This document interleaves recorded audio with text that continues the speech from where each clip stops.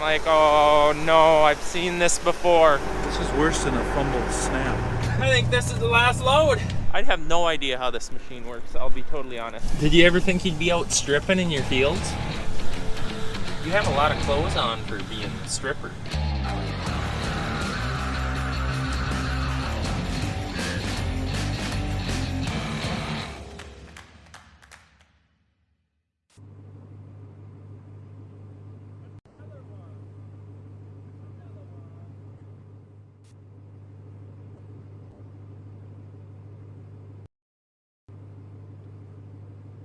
Well, we got bad news, guys. Bad news. We almost made a season without a major failure, but we've got one now. We have two major failures on the same machine. On one quad track with a 550. On the customer's other 550, I got his exhaust. I want you guys to comment below if you see something wrong. Do you see it? I see it. And I seen it coming down the road. He was just gonna head out and do some more touch-ups and wet spots, and I was coming up the driveway with that, and this was leaving, and I'm like, oh no, I've seen this before. I've seen this before. When this is not flat, coming down the road, you know that that has happened. What's worse than that is this one's almost busted through. This ain't even the plow tractor, the plow tile tractor, Duggo. Oh, Andy Strilo. Jeez, don't shout people's names out. Well, I mean, he had one on a tractor. This is his old tractor, and he pulled a plow Hey, tile. you see an oil cap laying around here at all? Seem to be missing one. So that also is missing, which is spraying oil. This is worse than a fumbled snap. This is plane crashed, I think. This is what, $20,000?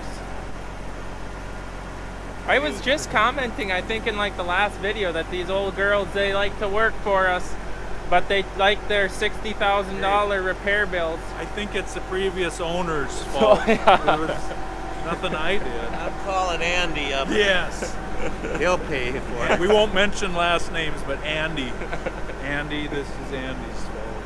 I gotta make a phone call. We get that new green 585, 6, 780? 7. Do I hear a 7? Well, this one's done for the season. Holler away. We've already called and said send the truck. So, they were saying that this happens when there's big rubber cushions in here. These kind of absorb some of their shock. And when you can't fit your finger in this area, the cushions are shot. So this was lack of, we should have maybe, gonna have to put the red ones, especially these higher hour ones, on a inspection schedule, because then this part starts hitting that part and then breaks that part. So I'm guessing it's gonna get all new cushions on every one of them.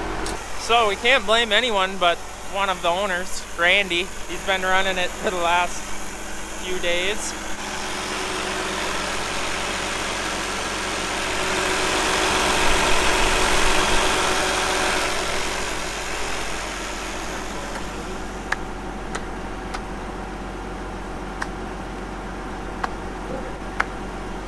Well, another one in the mud. That one by my shoulder. Oh yeah, what a way to, well, it is 2 o'clock in the day, but what a way to end. He was going to his last job of the year, and then she went down. So here is our new toy, new used toy. So this is what we traded the deer corn head on, and the 64-foot digger. And if you're at all familiar with it, it is the one that was pulled behind the autonomous tractor this spring. So we were not actually going to trade because we got prices of what new cost, and we're just like, I don't think we want to spend that kind of money right now due to crop prices and our yields being horrible. And anyways, this is a 60.5 foot digger. Our other one was a 64 foot. But I think going down in size, because according to Sam, for the baskets to work at the best, to get the best performance out of the baskets, you want to be going 7 to 8 miles an hour. Well, I don't think we're going to pull a 64 foot digger at that. About 7 was all the tractor wanted. So I think the 60 footer is going to be a lot better, especially with picking up speed. So technically probably be getting the same amount of acres per hour. So anyways, this was the digger that was out here this spring, and it's got 2,500 acres on it. Out of that, we put a fair amount on there. Nowhere near that. It was too many farmers' yards. But they put all new sweeps on it because it was out farm showing, I guess. It was at one farm show for sure. So it's got all new sweeps, and hopefully it will be good. We had the last field cultivator since 2012. So what is that? That's a long time. 12 plus years, something like that. So it's not a tool we often trade. So between trading the head in and the field cultivator in on it, it wasn't too bad of a to boot price, especially since it was not new. It was had a few discounts on it because it was used. So I really want another one. I want because here's now this is the problem we're gonna have. We have 3 field cultivators and we need all 3 of them. And the problem we have is now this one is got the baskets on, and that's what we want to finish the field off really nice. And 2 out of the 3 diggers are the ones that do the majority of the finish work. Randy is going to run around with our 58 foot digger, and in past years, last maybe 5 years, he has ran the 64 footer, just going around, setting fields up, drying the wet spots out, staying ahead of the guys actually going back and forth. There's always tacky spots, and so that's kind of the goal. He's going to go to the 58 footer for setting up fields. I'd really like to update our 45 footer to maybe like a 52 or 54 foot, but we haven't found one that yet, and like I said, the price issue. But the reason we want those 2 to be identical, because they're going to be the ones working majority of the ground back and forth. I'm not saying Randy don't do some, but Dad has a good buddy that ran one with baskets and one without, and he said it's a great theory. Why would it matter? Until the planter gets there and you have to change your settings completely where the one without baskets are, because that firms up the ground a lot more, which is what we're looking for.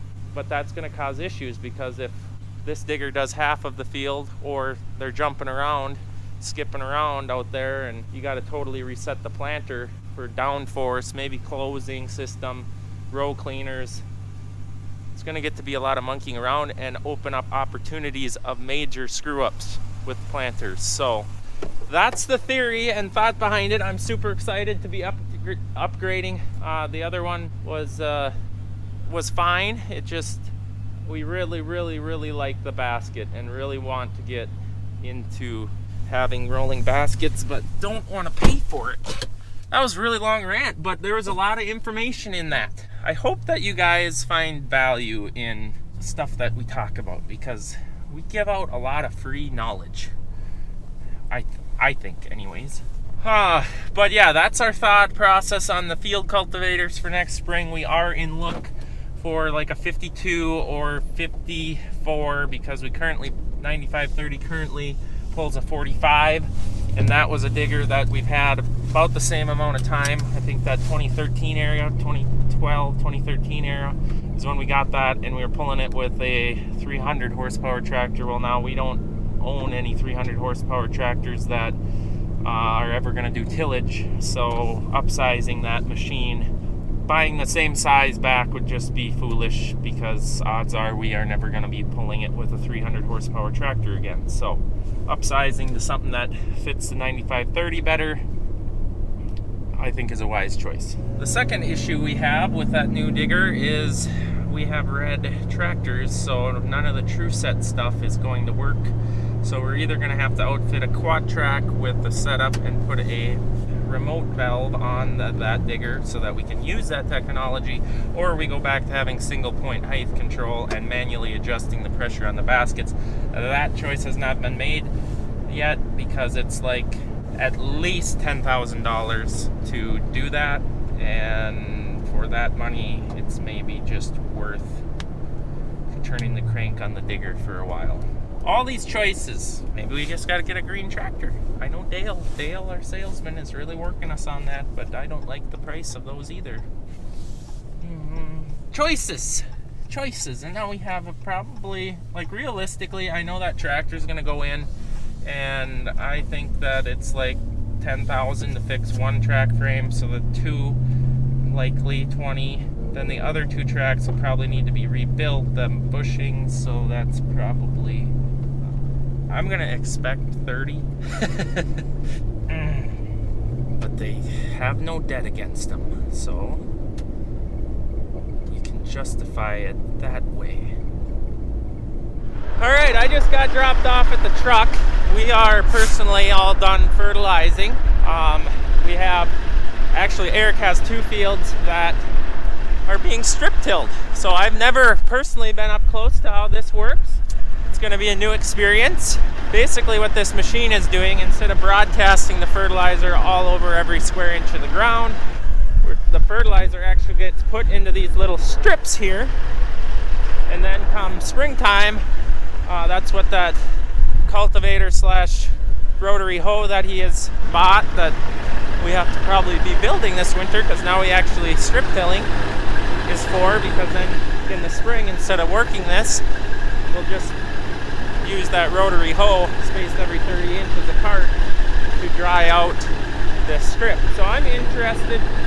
Eric used to work for a farm that did all strip till, so he's familiar with it, and I'm eager to see how it is, how it works out.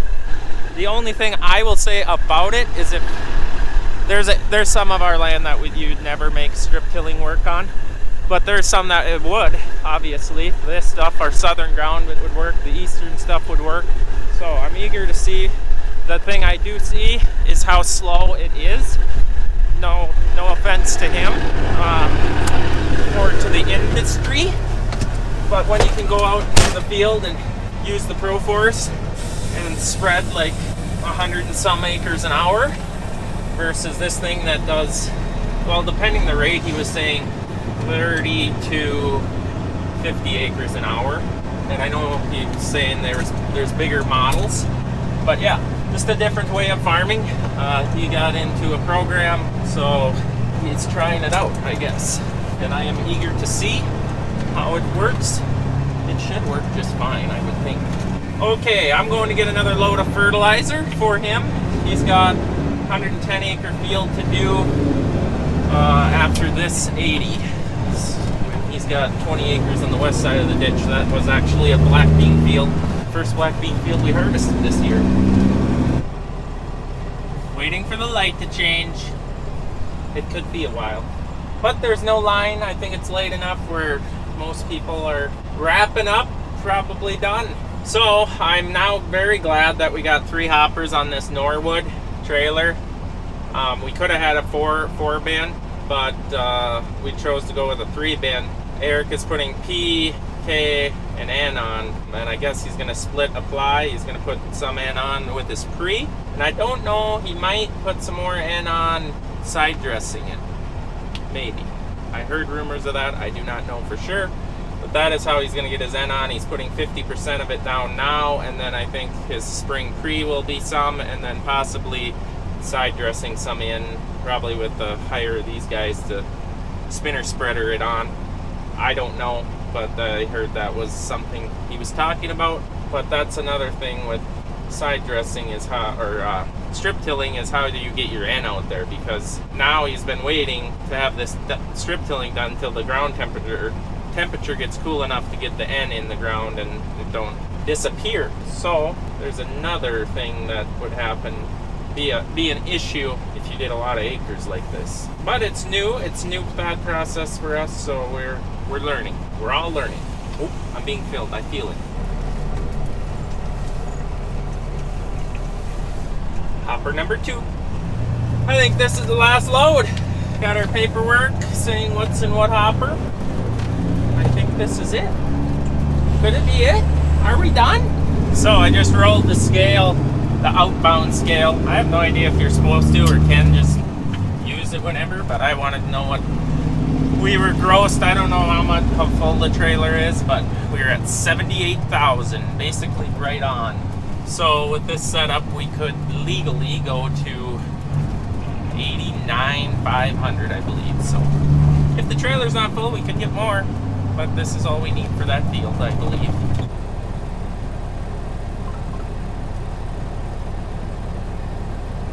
Did I mention that this thing is just massive? It's huge. I think that's a 16 row, I believe. But it's just huge.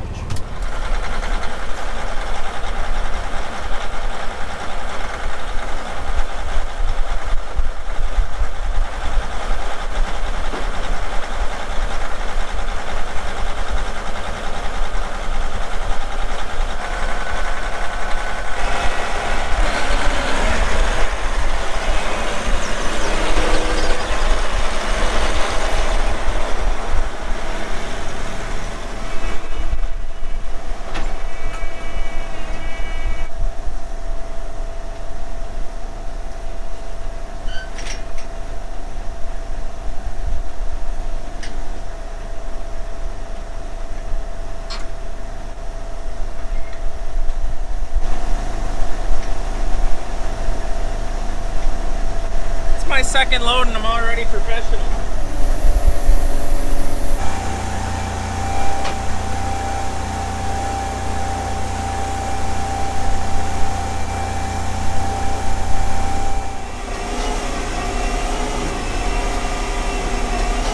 All right, we got them loaded up. So like I said, 3 products, and then his strip tiller has 3 bins on it.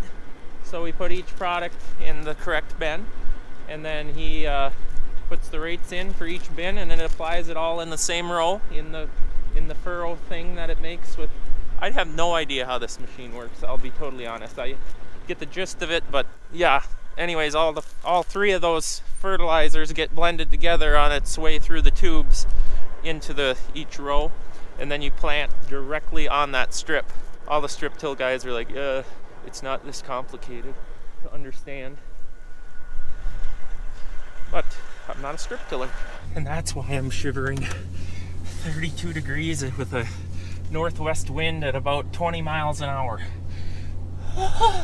And it's deer opener tomorrow morning, and we're supposed to go, and it's supposed to get down to like teens tonight.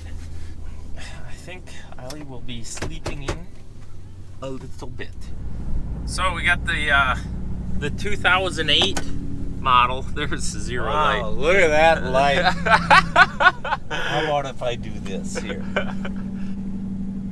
There you go. Now we can see. A hunting truck, because we're supposed to go hunting tomorrow, and we're trying to get this fertilizer off the truck, which is seeming to be challenging. We have a couple of rounds to do, and then we should be able to fit it on this big unit. Look at it go.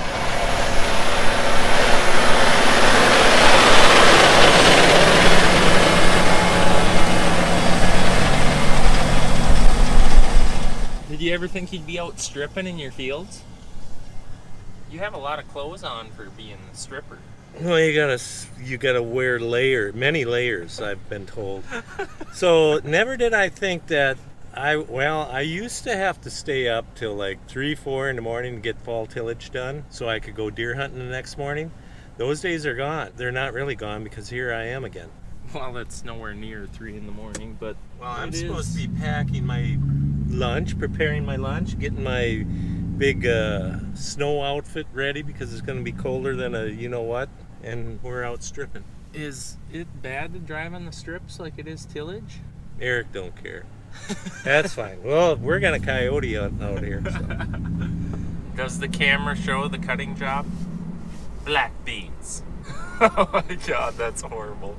What? Yeah, never drive in your bean fields after dark because the headlights that really looks terrible. What do you think Brody was doing there? Unfortunately, this was Brody that did this pass. Brody. Look at him go again, ripping. I get on board with the speed. I like the speed at which it travels, at this rate anyways. I also have concerns, which I'm sure the camera don't show, and I told him that there's a fair amount of fertilizer on top of the ground, and I thought it was supposed to be in the ground. Soil warrior issue? I have no idea. Never been around it, don't know. All I know is I thought that the little pellets were supposed to be in the ground, and there's a fair amount on top of the ground. Okay, he's heading to the truck, Dougal. Alrighty, that's a wrap. That's a wrap. Second night of deer hunting. Guys are heading home, and one of them was taken by surprise. Looks like you get to talk, Zach. Oh, God. You want to tell us about it? Well, you see, I couldn't shoot a deer this weekend, so I decided to just hit one. You have to have a ram pickup to do this to him. Did some ramming. If you can't dodge it, you ram it. Yeah. Oh, you rammed it. You took a page right out of your book, Doug. He made it 1 mile from the farm. Two two miles from the on his farm way home. after walking our rams butts it. off all day and getting one. But it was a nice big one, right? Yeah, we can go with that. It's my favorite ones. The Yeah. spike. The spike. Well, it's a unicorn now, 'cause the horn flew So now I know you guys took pictures of this so that your insurance agent had them before you took We it apart? actually did. We've Okay. been through this so many times. Right. I told them, take pictures. Right. Well, good job. Yeah. It's looking good. It's the first time I've ever hit a deer. Welcome to the club. Oh. Well, one more weekend, next weekend, we'll get that. Well, actually, we can't get this one because he's no longer with us, but we'll get his brother. Hopefully his brother's nicer. Oh man, there's deer hair in the tire. Oh yeah, we got.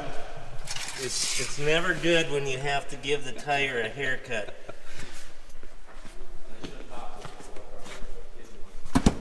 What are you doing? I deserve this. This was more work than a week's worth of harvest, I feel like. Anyways, we did do pretty good yesterday. Today was 1 deer, well, plus the roadkill.